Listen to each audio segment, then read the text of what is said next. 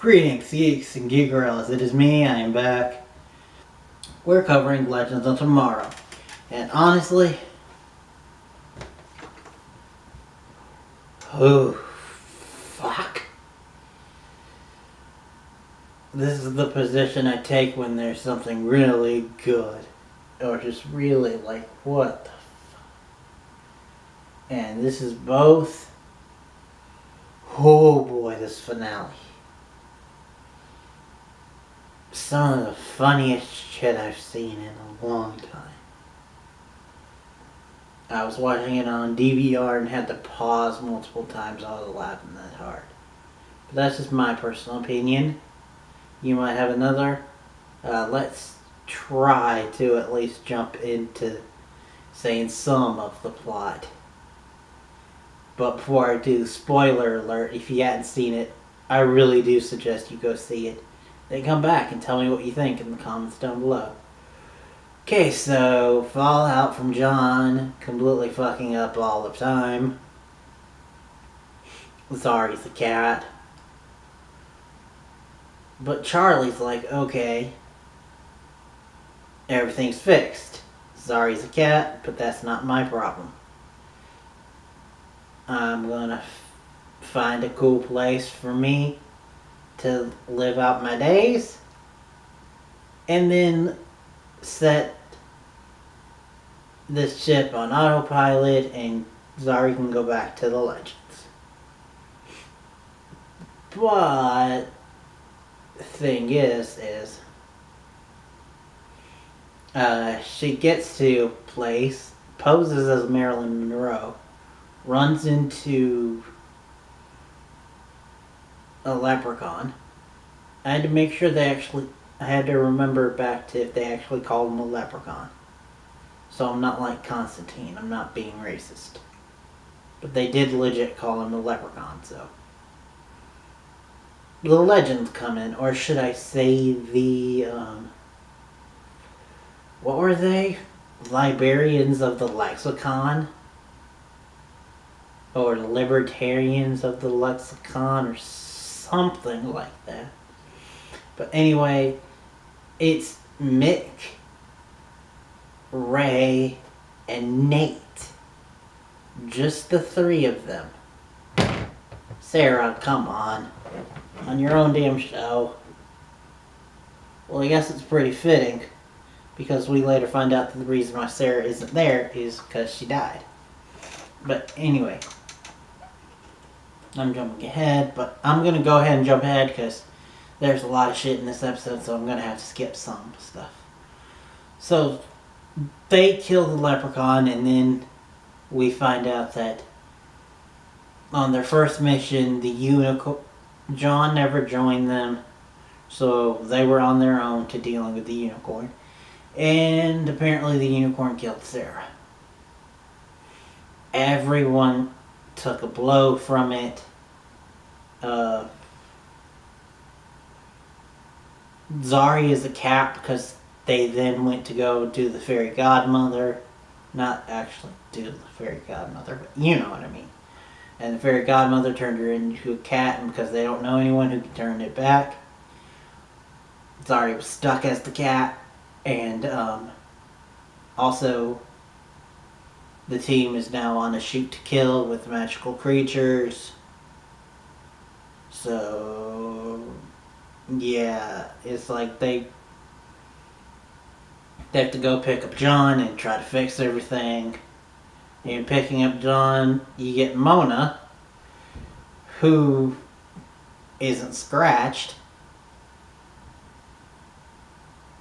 But we also find out, it will also, just jumping ahead some, we never really get resolution for Mona's story about her being scratched and possibly a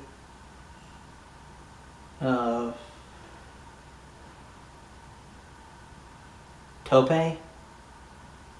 So that'll be interesting for the premiere. But anyway, for this one, Monos helps them. Then they run into Ava, who's apparently dyed her hair black and gone emo. Which kind of love to see emo Jess McCallan, but also it's not Ava, so this Ava helps them. Everyone ends up basically killing everyone, with John and Charlie getting away, which, by the way, Charlie he is taking around Zari in a cat backpack.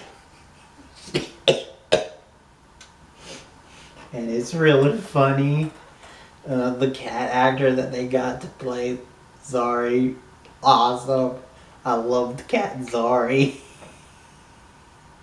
Like I said, I'm going to have to gloss over some stuff, or we'll be here all day, because they just, with Zari being, well, they undo Zari being a cat and then redo her being a cat because they don't want to go ahead and fix everything and undo what they did. Sorry about that, technical difficulties. Anyway, let's get back to it. They decide that they're going to just go ahead and try to fix this version of time so that Des can stay alive, John can not join the team, and Charlie can keep her powers. So they kill the unicorn, but then find out that in their next mission with the fairy godmother killed Nate, Ray, and Mick. And so now we have the SOS.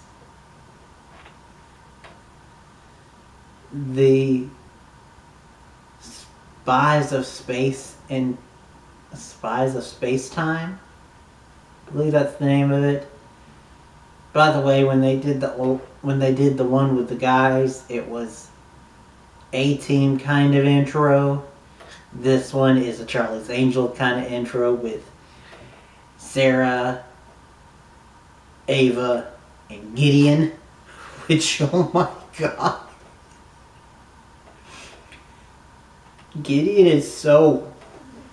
Whoa, they even pointed out at this episode. Thank you, Charlie. Which I think this episode also proved that Charlie's at least bi.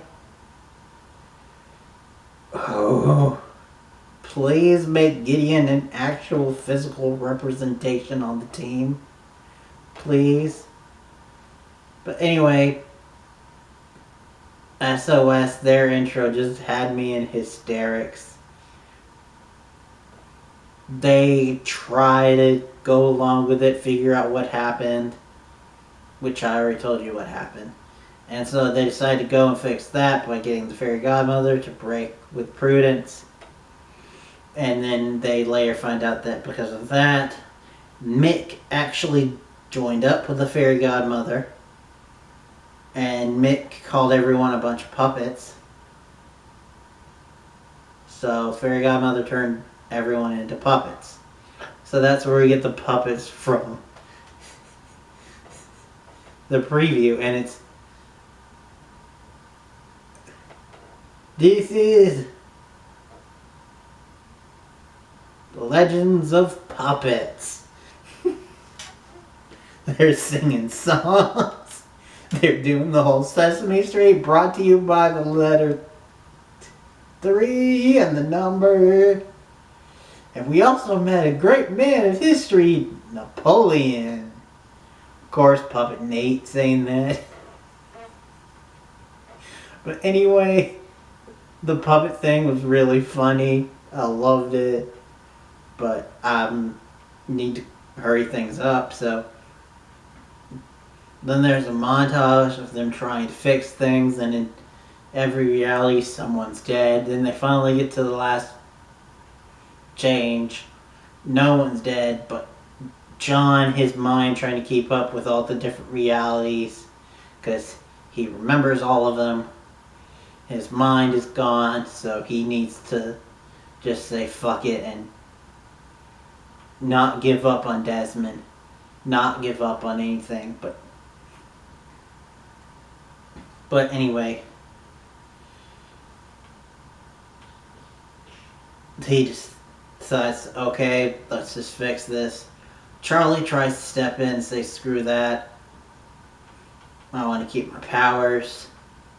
And joins the legends, tells them about the shapeshifter and all. And then we find out that Charlie finally finds out the real truth of everything. She's the reason why the legends don't kill mythological creatures. So without her being on the team, it has nothing to do with John. It's all about her. She's the missing link.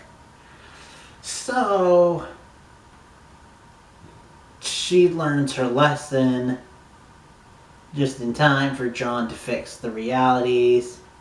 And of course, it's a kiss that fixes everything. But bonus points for it being two men that kiss that fixes everything. And so John tells Sarah about it over some drinks. Charlie and Zari make up and kinda almost go to the point where they're hinting at a ship between the two, which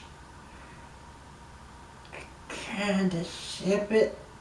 I mean, I still kinda ship Mick and Charlie, but also I'll get to the point now where I might just ship Charlie and Zari.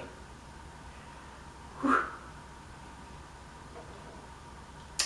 I mean, Zari is from the future, so it's not too unreasonable that she might be. And Charlie is a shapeshifter, so why should she like just one? But anyway, they set up the future for the episode of Neuron coming back using Desmond's body, and that's freaky, and I cannot wait to see where they go from here. But I've been going on far too long, ruining my streak of doing under 13-minute videos probably. But anyway, thank you guys for watching. Join me tomorrow for part 3 of the Arrowverse crossover Elseworlds, the final part where things are getting really intense. Black Suit Superman. That's it for now. Till next time, and beyond.